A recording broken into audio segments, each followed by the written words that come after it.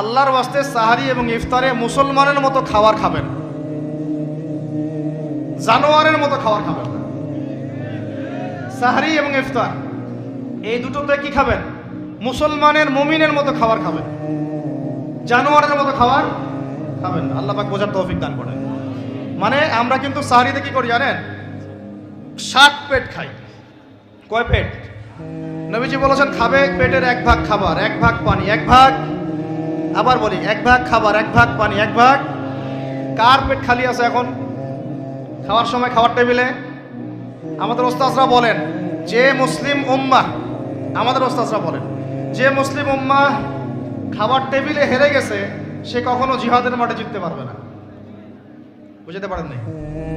বুঝতে পারলাম না মনে হয়। যারা খাবারের টেবিলেই হেরে গেছি, এখানেই তো আপনি সুন্নাহমাফিক খাইতে পারতেছেন না, প্রবৃত্তির কাছে হেরে গেলেন।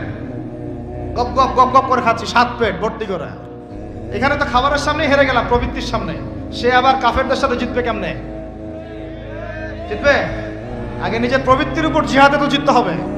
আমার মন চাচ্ছে যে না করি, করবো না, এটার নাম জিহাদ, এটাও জিহাদ। মন চাচ্ছে সুদ খাই একটু, খাবো না, এটার নাম কি? জিহাদ। মন চাচ্ছে নামাজ না পড়ি, ঘুমায় থাকি, মন চাচ্ছে না, মন বলতেছে ঘুমাই ঘুমাই ঘুমাই, কিন্তু নামাজ পড়তে হবে। এই উঠলাম, ওযু করলাম, গেলাম, এর নাম কি?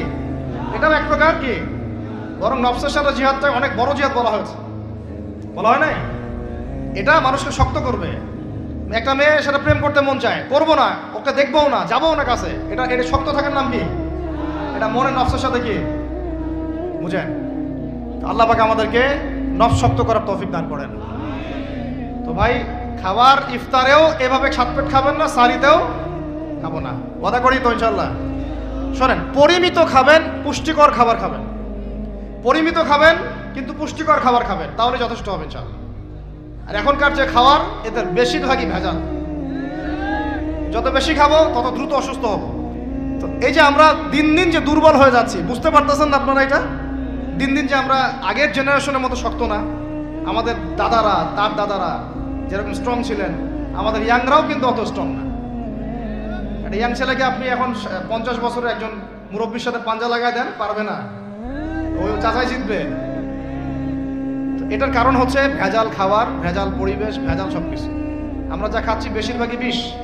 আর আল্লাহর কসম, এগুলো মনিটর করার দায়িত্ব সরকারের, এগুলো মনিটর করার দায়িত্ব প্রশাসনের।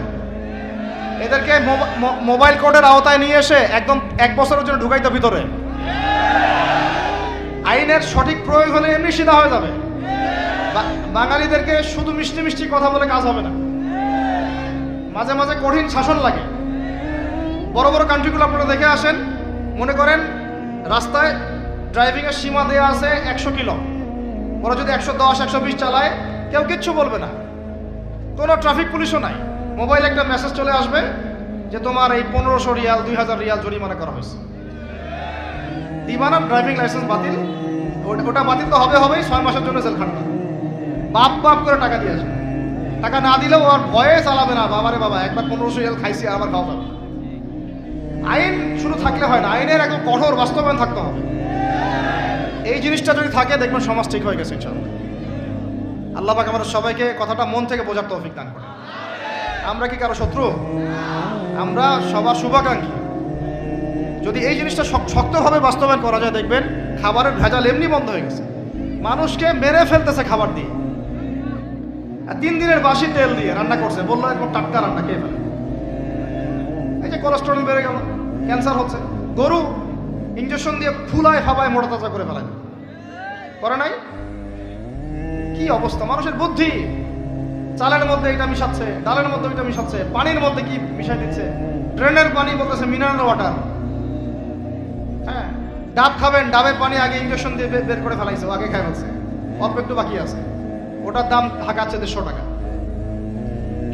নিচ থেকে উপর পর্যন্ত আমাদের সমাজে খালি প্রতারণার প্রতারণা চলতেছে। এই কারণে আমাদের উপর থেকে আল্লাহর রহমত দিন দিন উঠে যাচ্ছে।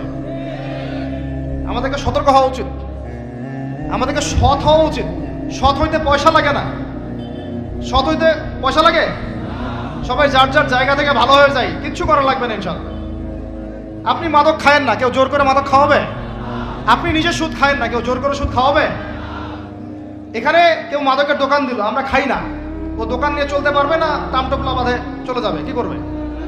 চাইতে বাধ্য সে। আমরা খাইলে সে ব্যবসা করবে। আল্লাহর ওয়াস্তে আমরা কোনো রকম প্রতারণার কাছেও যাব না, হারামের কাছেও যাব না, এবং অন্যকে আমরা প্রতারিত করবো না ইনশাআল্লাহ। বাজার মার্কেটে একটা অনেক জটিল বিষয়।